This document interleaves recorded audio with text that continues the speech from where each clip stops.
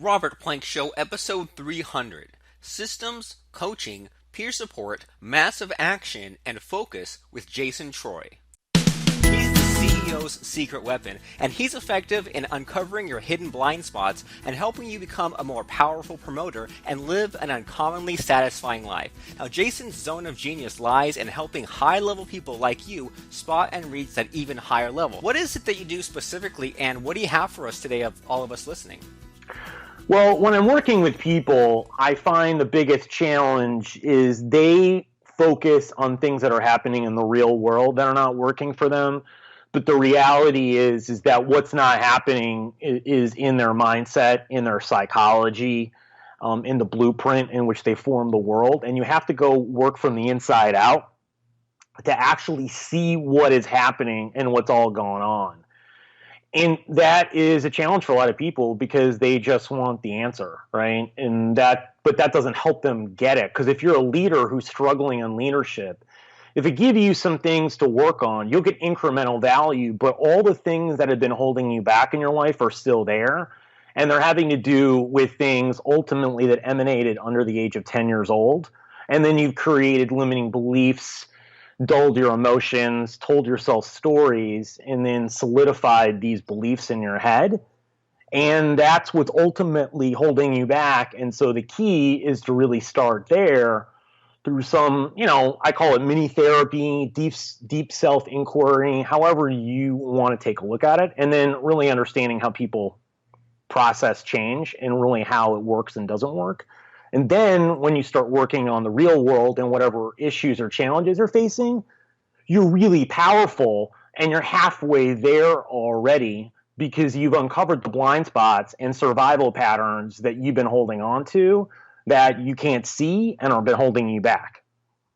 Okay, so when you're mentioning like some of these things, like some of these things that maybe are ingrained in us from the age of 10 and things like that, what that sort of conjures up for me is some of the things like, our parents told us not to talk to strangers and not to, ask strangers for money and not to take risks and things like, and sort of to play it safe. And so are those the kind of things that are like built into people at that young age that they now have to unlearn?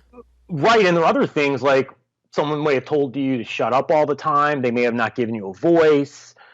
Maybe they were so strict with you that you need certainty in your life. So having uncertainty and doing risk is way harder because you've learned and modeled behaviors, right? So there's all these things that emanate. And I've done this hundreds of times, and I've worked with some really high-powered people, and I've yet to find one where they haven't had significant obstacles because of things that happened at that point in their life. And I don't really think that I'll ever find anyone that will.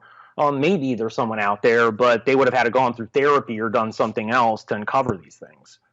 Okay, and so, I mean, what sort of specific things like you're talking about are people really struggling with? Because I think back to like, there are times when I didn't like maybe push myself as hard as I could, or maybe, if I was out to record 10 podcasts, I should have recorded 30, or when I was, contacting 10 affiliates, I should have contacted 50. So, I mean, what kind of things are holding people back? Is it just like a matter of like getting yourself out there or giving yourself permission to kind of to scale up and to do more, or like what sort of specific problems are people having that you're seeing?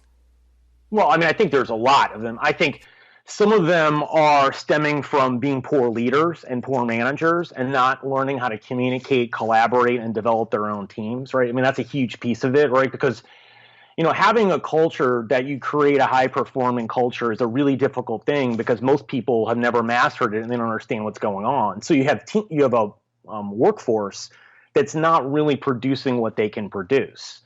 And so as a leader and manager, I mean, you don't know how to do these things. I mean, there are soft skills. There are things that you need to learn and develop. And most people have never gotten trained. They've never really understood what are the things that they need to do.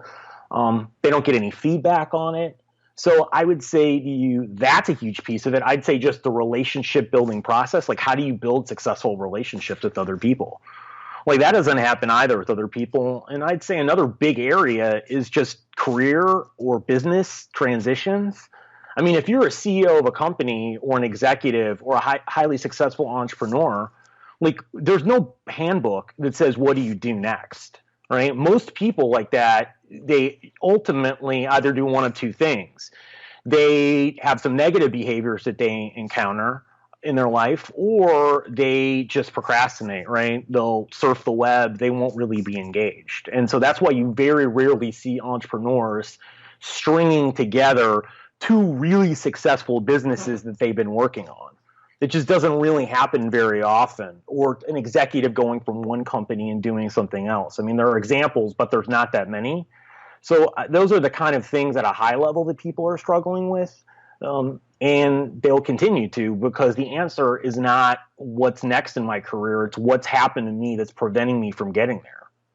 And a lot of the things that you're mentioning are really kind of, I can relate to them like quite a bit, like some of those negative behaviors and the procrastination. And a lot of people listening are, maybe there's a lot of solopreneurs listening to this show who had a career or had a day job, and they're trying to transition into sort of being in the driver's seat. And as far as like things like relationships go, I mean, it took me, and I'm still trying to figure it all out, but it took me years and years to figure out that, like, okay, I'm not just a guy at a computer. Like there's other people, there's other, like, people I need to have on my team, and other people I need to reach out for, and like have these friends. And I think it's really easy for a lot of the solopreneurs kind of listening to, they kind of think that they're just like in a little closet in a corner hiding behind the computer. And so, I mean, what advice do you have for people like that who really need to kind of step it up and maybe like shortcut all these years they might have to take, fleshing it out? How can they kind of get on that fast track and kind of be the best person that they need to be?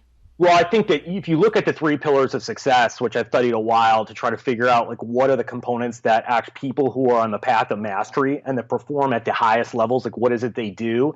And one, they have system processes and strategies that are best practices, right? They modeled from really successful people. They're constantly learning, and they're taking it up to another level, right? They secondarily have the coaching on a regular basis. They have mentors that help them because they're farther down the road, and they shrink the path for them, right? So they'll take what would take you 10 years to learn, and they'll shrink it down to one. And I found that usually when you're finding those people, for anything that you're learning and trying to do, most coaches, I mean, good coaches, right? Or if you're finding mentors, can help you shrink it from 5 to 10x.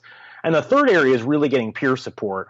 I find that a lot of people feel all alone, like their problems are unique and that they're sitting by themselves. And when you feel all alone, that's not only disheartening, but it's demotivating, and you're not going to work as hard. So I think finding peer groups are important, like entrepreneurial groups, anything where people know what your pain is without you having to voice it all the time, right? Because I've got CEOs as clients. I mean, they go home. I mean, they have may have the greatest wives in the world, but those wives are not sitting in that chair. Like, they don't know. And you can only have so much empathy. So it's important to have empathy and people not have to explain themselves all the time. So I think when you're looking at those three things, you have got to put those things together, right? And I think underpinning it all is having the relationship building skills that you need to, because that's the key, right? Everything we accomplish in life is with or through other people.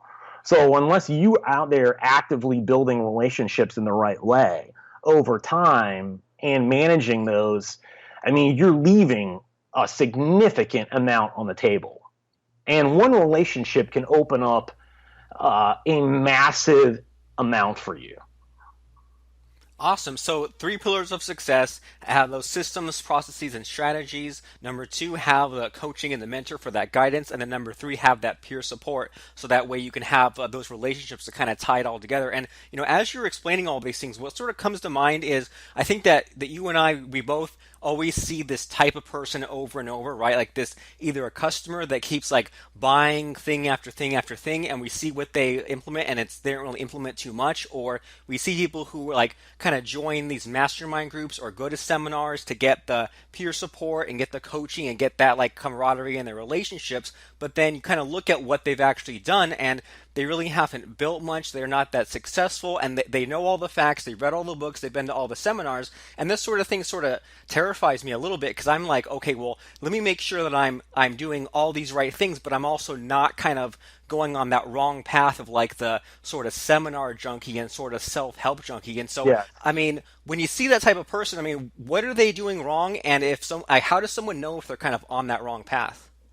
Well, I think that if books could solve our problems, then no one would need coaching, right? I mean, it just doesn't work like that. I think you have to find people that can help you and do more things in depth with them by finding, coaches and finding peer support people, because you need help and you can't do this by yourself. And too many people go to conferences and thinks that that's going to help them. Well, it only helps them if you're meeting people, right? I find that going to conferences, probably 75% of the conference is not the information you learn, it's the relationships you build. So unless you build them and know how to do it at a conference, I mean, it's really almost a waste of time. Because we all have had these aha moments, right? You've seen something and like, wow, I know I need to do this. I want to do this. And then the next day, you don't take any action. Well, that's the problem. It's called like entertainment, right? That's all the value is. So you have to have someone that can hold you accountable and you need to hold yourself accountable, but you need more in-depth help by someone taking you by the hand. And that's every person. That I have a coach, right? I mean, like I eat my own dog food. I don't tell people to do what I'm not willing to do. And if you look at the most successful people, they have coaching and mentor support, whether it's through boards or other things that they're doing. I mean, this is just the way of the world and what people are doing. That's why you're seeing more and more mastermind groups join up more than ever before, is because of that need of having that, right? Coaching as well as getting peer support from people that are on your same path. Awesome. Makes a lot of sense, especially because like I always hear about like such and such, top performer has like even they have coaches, or even like these top athletes have like 5 or 10 coaches. So that makes a lot of sense. And so people should be going to live events and conferences and masterminds and things like that. And so I have a couple of questions about that, because one is, well, when I go to I don't go to as many seminars and stuff like that as I used to, but because now I do a lot more of the podcasting. But when I did, I would always kind of come up across people who either I couldn't break into the click, or maybe they were being too pushy, or they were trying to push their business card on me, and I didn't want to push my business card on them. So is there sort of a right way to network and get those kinds of friends at conferences people attend? Well, I think what you want to do is you want to look at the high level people you can encounter. And who are those? Those are mainly the speakers. So what you have to do is find a wedge to pitch meetings with them beforehand. And then before you get to the conference, because then you can spend time with them and not have to go and feel like you have to go fight through the crowd, because that's a losing battle. And you only have like 20, 30 seconds at most. And that's really hard to follow up. So I think because you have a podcast show, the easiest thing to do is go meet with people and then record a live podcast then while you're at the show. Find some way in order to facilitate things like that. Find a wedge where you can offer value to them and something in return. Maybe you're deciding to write an article on your blog and you want to interview them and get 5-10 minutes of their time and ask them something of value, right? I mean, you got to find ways that you can do things like that, because those are the people you want to get in front of and have the relationships with, right? I mean, because if you're mining through 500 people, I don't know who's going to be good or not. I mean, you just have to then, it's a crapshoot who you meet. I like to stack the deck in my favor. And I find too, I pitch meetings all the time to people who are speaking, and I mean, I have a pretty decent close rate. I mean, it's still, cold emails are still what they are, but it's a lot higher than you think it would be, because 99% of the people don't do that because it's work. Right. Or like you said, like they leave it to chance and you just end up talking to whoever you were going to talk to, and it's sort of like, it feels to me like sort of going to a party where you don't know anybody. You just kind of end up talking to some other awkward person. So That's what I'm saying. pitch the meetings beforehand. And you said that Yeah. because I have a podcast, offer to interview them or record a podcast. I know that you're starting a podcast as well. And so, I mean, how does this kind of thing work? Like, do you out of the lineup, do you choose like 1 or 2 of the speakers? Do you email them like tons of them, right? I mean, I went to a Fortune conference last year and I emailed 25 people and I ended up getting, 7 meetings. Well, that's a lot when you're emailing high powered people at a Fortune conference, right? Right. So, and I had a client with me, and just to show them the power of doing this stuff. And I wasn't in the industry. It was an energy conference, and I don't know anything about energy. My client really doesn't either, and I managed to get those meetings. So I didn't have some magic email either that was like better than everyone else's. But you just actually have to do it, right? That's what most people don't do. And you got to think about how I can add value to what the meaning might be, right? And people will often take those because they don't, there's a fear of missing out for them too as influencers. And they want to meet great people too. The key is what value can you add to them, and being grateful and not appear to take, right? And you just have to then set up enough meetings, and good things will probably happen, not always, but a lot more will happen than you think that they will be at some point, especially if you're consistently doing things like this over time. Right, and I can totally relate to that because there have definitely been times when I made one connection and that led to like two or three other connections, and then connection number three was like the real gold mine there, where like there was other stuff that Yes. opened up from that, and I wouldn't have none of that would have happened if it wasn't for that one sort of real quick, short-lived connection that led to the others. Right. I have a client of mine who got on a high profile board called X Prize. And he sent me a picture from the Facebook headquarters and took a picture with Mark Zuckerberg. Oh wow! And as he started doing some networking that I told him to do and other things at the TED conference, like the world opened up to him that never had ever happened before. And he'd have been still really successful doing what he had been doing, right? And everything else, but not at that level. Well, what happened? Well, once you step out and you start doing things the right way, you start getting more connections. And one connection leads you to the next thing. And powerful people lead you to other powerful people. So amazing things will happen from consistently now because of taking, time to do some things that other people are unwilling to do. And that's the key. Do what 99% of the people are unwilling to do, and you will be significantly more successful, right, than other people will be, especially over the long term, right? You can't look at this as a sprint because otherwise you're comparing yourself to other people. And that won't work because you have to have your own unique style and your own unique path. And most people's path takes them a long time. We just lock onto the people that have done it quick and then think that, wow, they're so much more talented, smarter, or something else. No, they may have gotten lucky, they may have gotten fortunate, but they'll hit a speed bump along the way because that's just what everyone does. Right. I mean, it's like you didn't hear about those first 19 failures. You heard about success number 20, but it's like Yeah. because everyone just focuses on the highlights. Makes perfect sense, and that's a really good way for people to maximize attending offline events. Is that whole contact the speakers and then set up these meetings to get them more exposure, whether that's a podcast or something else. And so something else that I've always been sort of curious about is joining a mastermind group because I've kind of been in a couple of mastermind groups, and I would kind of join with a specific goal, and it would kind of last for a few years until maybe the quality wasn't as good, and then I kind of know when it was time to quit. And so, but then there's definitely been like long periods of time, like years, where I've just been without a mastermind group, and things have felt sort of empty. And so, what's your advice as far as how to go and find that mastermind group? How do you know which mastermind group has a good leader, or how do you avoid kind of getting stuck in the wrong group? Well, I think the challenge with masterminds is because there are so many of them now. If people don't pay money to be in them, they aren't any good. I mean, that's the first thing. Now, how much money people pay can vary, but I think that's the one thing. Second, you get to see who's leading this group, right? And you'll know it because you'll have to pay, and you'll get to see the background of the person, right? And you've got to dig into it and try it out. And most people will let you try out a meeting or something, sometimes for free, sometimes for some sort of charge, but then you can at least see the value of what's going on. Because if you don't pay, people won't take it seriously and they won't make it a priority. Because if entrepreneurs or other people are paying for it, they're going to put more time and energy into this because that's just what people do. But if you get it for free or really low cost, then people will make reasons why they can't do it because they're like, I'm not so worried about it, right? I'm like, if it doesn't work out, it's all right. It's not that much money or it's free. So I think you have to do that. And then you have to have a group that's being accountable. You can leverage the people that are running it, their expertise and their network. You find the people in the group helpful. Most of them have like hot seats where you go in front of the group and tell them a problem and people will help you, right? I mean, and all those things I think are really helpful. I mean, because otherwise, how do you get that level of help? I mean, you just can't. I mean, it's just difficult to do that without finding successful people. And most of those groups, too, are not local, right? They're national in reach, and you have to fly and meet people and do other stuff, on Skype or whatever with these people or Zoom or whatever for the group stuff. But that's fine, right? But you have to think of it in terms of, putting in that time, money, and effort.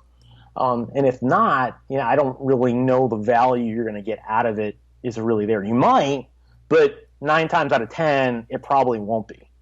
Awesome. Well, good advice. So make sure that it's a mastermind group that has a cost so that everyone's actually paying to be there, and it's enough cost that people are actually taking it seriously. Look into who's leading it, and then try out a meeting. And so, is the advice the same for, say, if I was looking to hire a coach? Because one thing that me and my business partner want to do moving forward into this year is to do more traffic, and traffic has always been sort of a weak spot, and we've been looking for kind of a traffic coach. So, I mean, what would you say is your advice for narrowing down like a singular coach, where maybe it would just be like these one-on-one meetings? Is it sort of a similar thing, like look at the speakers of these events, or is there like a different strategy towards finding a one-on-one No, coach? that's a little bit more difficult. So I would say to you there's two things. So when I was first starting my business, I had more time than I had money by a long shot. So there's two things I did.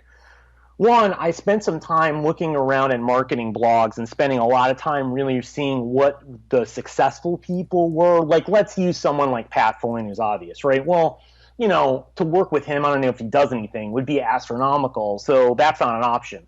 But you have to start digging under the covers and Googling and searching and looking around. And what you'll do is you will find people that look like rock stars, and you can tell, but they're still pretty small.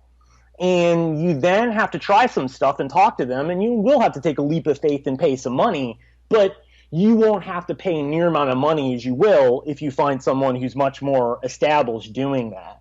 Now, that may work and that may be really helpful for people at that point, but there's also, you pay for what you get. So in some areas, I would say it's a little bit more challenging. Marketing and some other service stuff, I think you can find up and coming people that can help you a lot for paying it. Now, you're going to miss some of the expertise, but you don't have the money, so getting something is better than nothing. But I'd say the other part of it is when you're looking for people that are paying cost a lot more, start asking yourself, are they giving? Are they really being helpful? Is the calls all about selling? I mean, you get that feeling you know what's going on. You have to pay more attention to those things.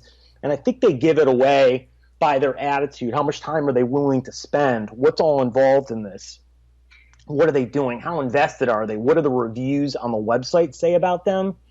And all those stuff and take in consideration. And then ultimately, it's still a leap of faith, right? I mean, like, you don't know.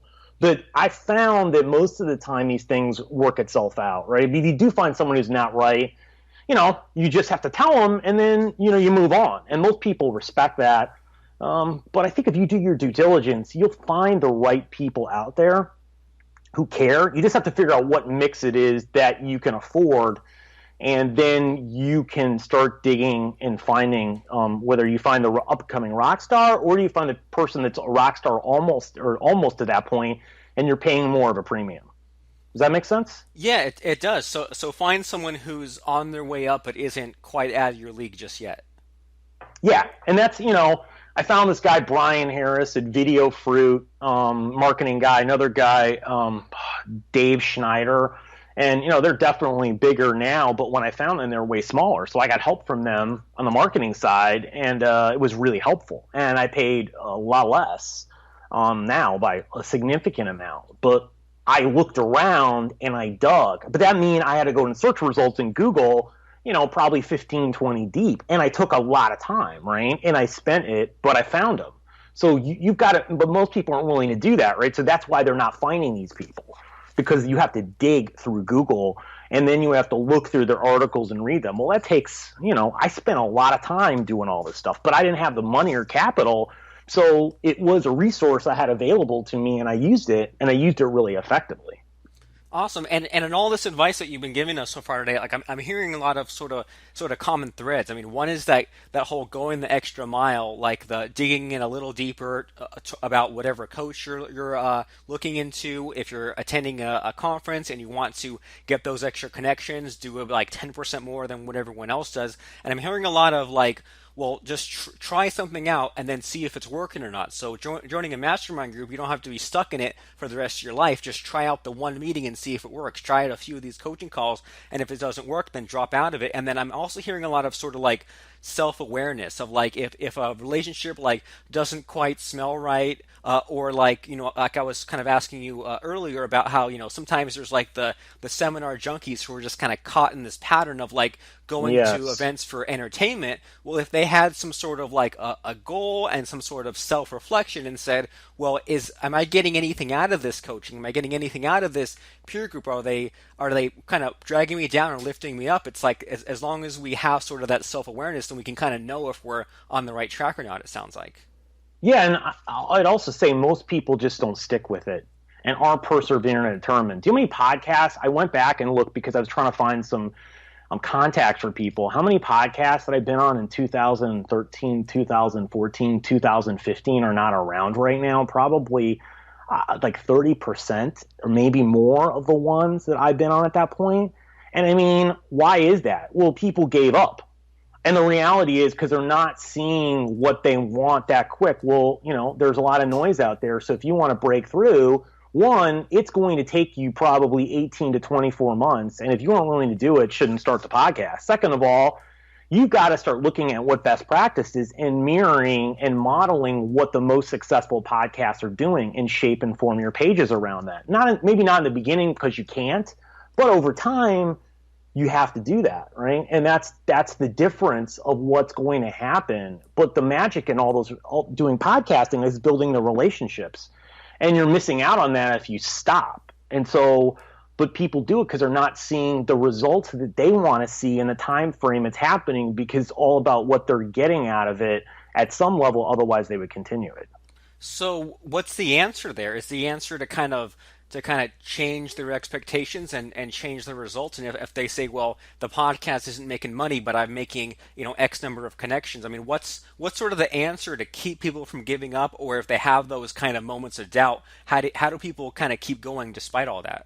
Well, I think you got to figure out your why. Why am I doing the podcast and why am I doing this business, right? Then I think you have to have clear metrics that are outside of people listening and making money, because very few people are making money off a podcast show, and that's from advertising. So you've got to have other ways that it's helpful, and then you've got to follow up with people, right? You have all this network, you've got to bring them together.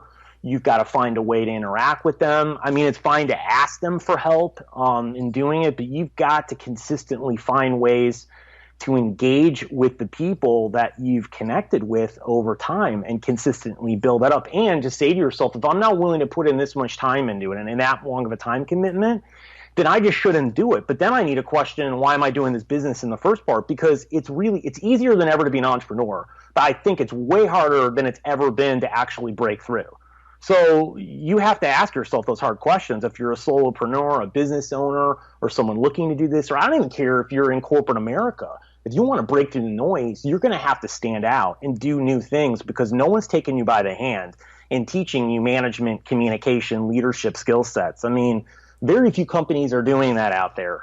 So you've got to manage and take accountability for your career and what's going on.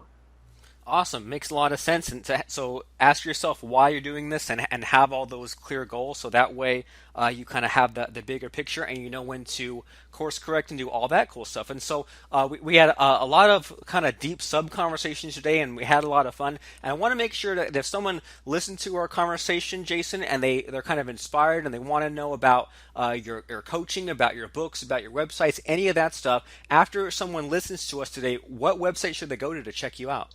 So you can go to my website. It's jasontreu.com, which is JASONTREU.com. That's JasonTREU.com.